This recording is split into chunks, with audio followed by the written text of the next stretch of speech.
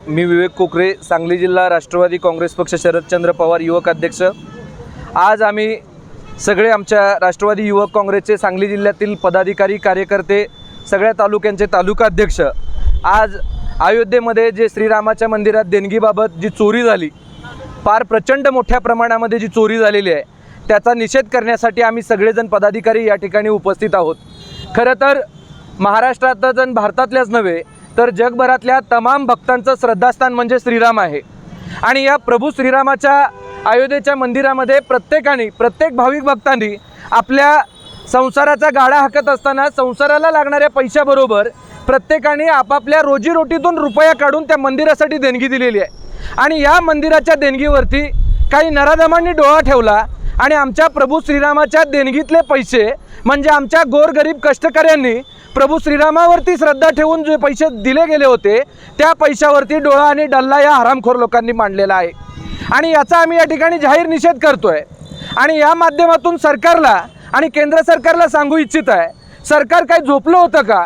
इतके दिवस इतक्या मोठ्या प्रमाणावर आणि अयोध्येच्या श्रीराम तर सगळ्यांचा भावनेचा विषय आहे, इतक्या मोठ्या मंदिरामध्ये जर अशा प्रकारची चोरी होत असेल, माझं या निमित्तानं आज प्रश्न त्या लोकांना आहे जे श्रीरामाच्या नावानं मतं मागण्यासाठी मतांचा बाजार करतात।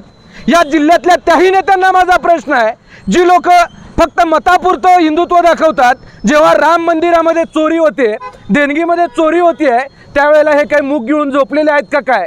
याच्यावरून एक चित्र या भारतातल्या लोकांच्या समोर क्लिअर झालं आहे, सगळ्या जनतेच्या समोर आलेलं आहे की ही लोक रामाचा वापर फक्त सत्तेची खुर्ची मिळवण्यासाठी करतायत। आणि एवढंच नव्हे तर लोकांच्या मिळवलेल्या पैशावर देखील या लोकांचा डल्ला आहे।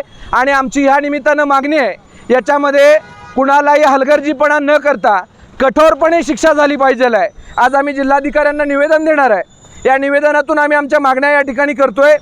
अयोध्येतील श्रीराम मंदिरातील देणगी चोरी प्रकरणाची स्वतंत्र, निष्पक्ष आणि उच्चस्तरीय चौकशी करण्यात यावी। या प्रकरणातील सर्व दोषींना तात्काळ अटक करून त्यांच्यावर कठोर कायदेशीर कारवाई करण्यात यावी। श्रीराम मंदिरातील देणगी संकलन, व्यवस्थापन आणि सुरक्षा व्यवस्थेचे स्वतंत्र लेखापरीक्षण करण्यात यावं।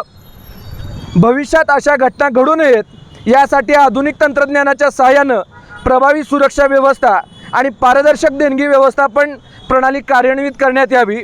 आणि सगळ्यात महत्त्वाचं, या संपूर्ण प्रकरणाचा चौकशीचा अहवाल आणि त्यावर करण्यात आलेल्या कार्यवाहीची माहिती वेळोवेळी जनतेसमोर जाहीर करण्यात यावी, जेणेकरून आमच्या रामावरचा विश्वास हा दृढ राहिला पाहिजे आहे। आम्ही रामभक्त कदापि या गोष्टी खपवून घेणार नाही, कारण अशा प्रकारच्या